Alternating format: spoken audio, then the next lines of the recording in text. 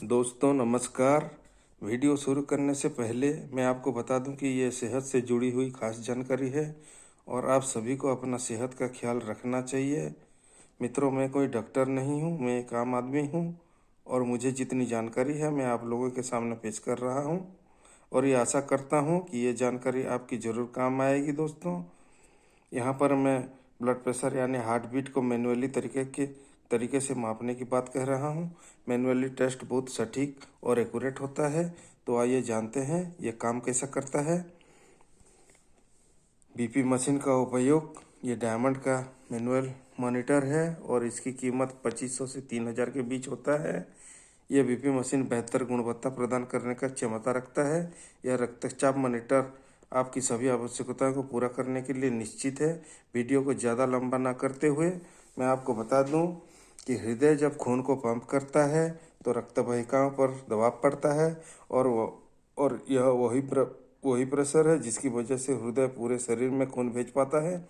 जब रक्त वाहिकाएं सिकुड़ जाती है तो हृदय पर दबाव बढ़ता है और ऐसे में हृदय को रक्त पंप करने के लिए और जोर लगाना पड़ता है।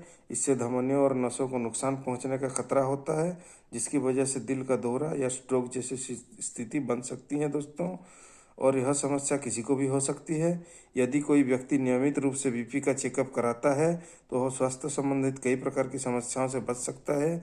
नियमित ना सिर्फ हफ्ते में, 15 दिन में, महीने में एक बार जरूर करानी चाहिए। दोस्तों, चेकअप से हार्ट फेल, स्ट्रोक, ब्रेन इंजरियम जैसे खतरों का रोक सकते हैं। इस मशीन का स्कीमोमोनोमीटर या बीपी मशीन भी कहा जाता है। मित्रों, ब्लड प्रेशर की जांच करने से पहले कुछ बातों का ध्यान रखना जरूरी है। ऐसा करने से आपको सटीक जानकारी मिल सकती है। जांच से पहले आपको आराम से कम 30 मिनट बैठना चाहिए। जांच से पहले मूत्राशय को खाली रखें क्योंकि यह ब्लड प्रेशर को बढ़ाता है। ब्लड प्रेशर मापते समय इन बातों का ध्यान रखें। यदि फिर से ब्लड प्रेशर को मापने की आवश्यकता है तो दोबारा करने से पहले करीब 5 मिनट का ब्रेक करें। दोस्तों, मैनुअल ब्लड प्रेशर मशीन के साथ एक स्टेथोस्कोप की ज़रूरत होती है। ये स्टेथोस्कोप है। सबसे पहले आपको रिलैक्स होकर कुर्सी पर बैठ के इसके बाद बीपी चेक करने के लिए सबसे पहले हाथ में यह कप को बांध लिया जाता है।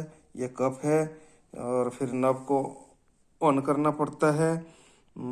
स्टेथोस्कोप को पहन लेते हैं। उसके बाद दूसरे सिरे को कप के पास लगाते हैं ताकि नसों में बहने वाला खून की गति को सुन पाए। अब ये रबर का बल्ब है, इसको पंप किया जाता है। इससे हाथ में बंधे कप को हवा भरने लगती है और खून का प्रभाव कुछ देर के लिए रुक जाता है। इधर मशीन में पारा ऊपर जाने लगता है। दोस्तों, मैं अगले वीडियो में आपको माप के बताऊंगा। यहाँ पर एक पारा होता है, ये ऊपर जाने लगता है। जैसे ही पारा 180 तक पहुँच जाता है तो हम रबर बल्ब को पंप करना बंद कर देते हैं। इसके बाद रबर बल्ब को थोड़ा थोड़ा ढीला करते हैं। इसके कप में बना प्रेशर कम हो जाता है और पारा नीचे आने लगता है। पारा नीचे आते समय रक्त प्रवाह फिर से शुरू हो जाता है और स्टेथोस्कोप में धक धक जैसी आवाज़ आने लगती है। यह आवाज़ जिस समय आना शुरू होती है दोस्तों, उस समय देखा जाता है कि पारा किस स्थान पर है और उस नंबर को नोट कर लिया जाता है। इस नंबर को सिस्टोलिक ब्लड प्रेशर कहा जाता है। ऊपर वाला को सिस्टोलिक ब्लड प्रेशर कहा जाता है। इसके बाद भी पारा नीचे उतरता रहता है और एक समय के बाद धक धक जैसी आवाज़ आना बंद हो जाती है और इस नंबर को डायलोस्टिक ब्लड प्रेशर कहा जाता है। ये नीचे वाले को डायलोस्टिक ब्लड प्रेशर कहा जाता है।